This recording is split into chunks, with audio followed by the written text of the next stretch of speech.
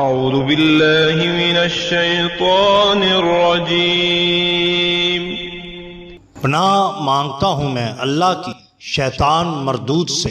بسم اللہ الرحمن الرحیم۔ شروع اللہ کے نام سے جو بڑا مہربان نہایت رحم والا ہے۔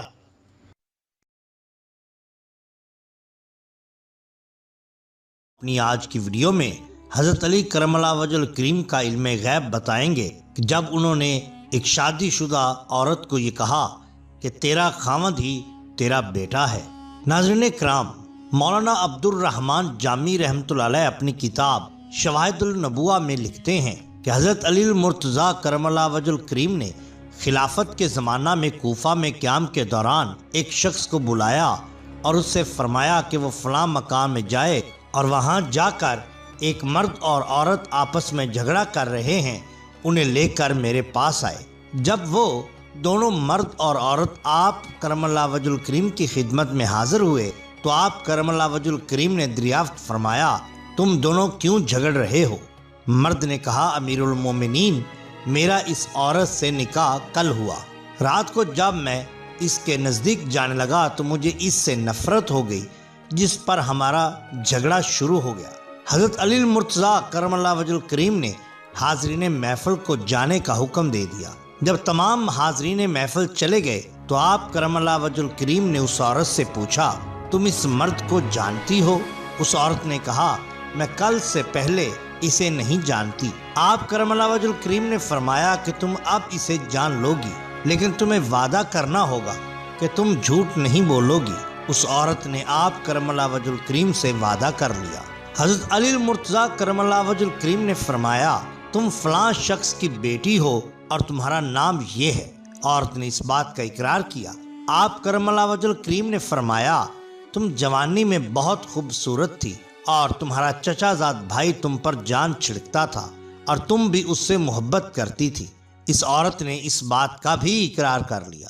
آپ کرم اللہ وجہ الکریم نے فرمایا، ایک روز تم دونوں نے برا فعل کیا جس سے تم حاملہ ہو گئی اور تمہاری ماں نے تمہاری پردہ پوشی کی اور تم نے خفیہ طور پر ایک بچہ جنا جسے تم نے ایک دیوار کے نیچے ڈال دیا۔ پھر جب تم اس بچے کو چھوڑ کر جانے لگی تو ایک کتا اس بچے کی جانب لپکا جسے تم نے پتھر مارا اور پتھر بجائے کتے کے اس بچے کے سر پر جا لگا، وہ زخمی ہو گیا۔ تم نے اس بچے کا سر اپنے دوپٹے سے باندھا اور وہاں سے چلی گئی۔ اس کے بعد تم نے اس بچے کی کچھ خبر نہ لی۔ اس عورت نے اعتراف کیا کہ اس سے یہ فعل سرزد ہوا اور اس نے ایک بچہ جنا جسے اس نے ایک دیوار کے نیچے ڈال دیا تھا۔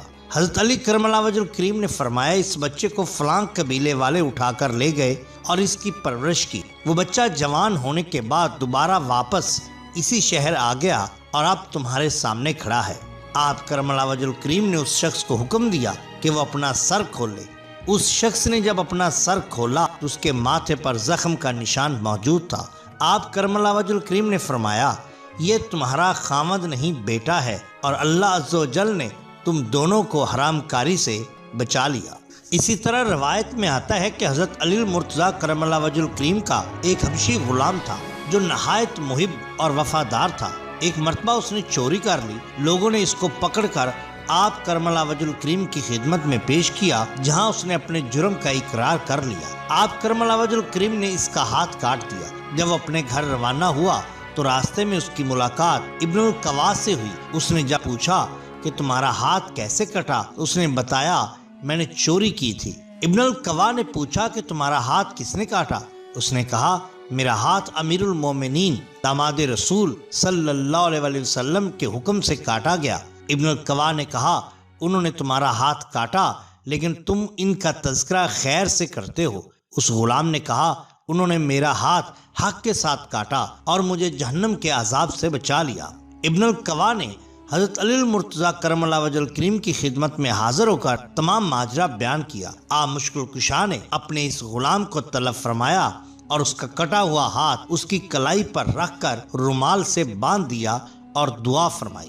جب آپ کرم اللہ وجہ الکریم نے رومال کھولا تو اس کا ہاتھ دوبارہ جڑ چکا تھا اور ایسا معلوم ہوتا تھا کہ ہاتھ کبھی کٹا ہی نہیں۔ ایک مرتبہ دریائے فرات میں سخت طغیانی آ گئی، جس سے سیلاب آ گیا اور تمام کھیت پانی میں ڈوب گئے۔ لوگوں نے حضرت علی المرتضیٰ کرم اللہ وجہ الکریم کی خدمت میں حاضر ہو کر تمام ماجرا بیان کیا۔ آپ کرم اللہ وجہ الکریم اٹھے اور نبی کریم صلی اللہ علیہ وآلہ وسلم کا جبہ مبارک اور امامہ شریف اور چادر زیب تن فرمائی اور گھوڑے پر سوار ہو کر دریائے فرات کی جانب روانہ ہوئے۔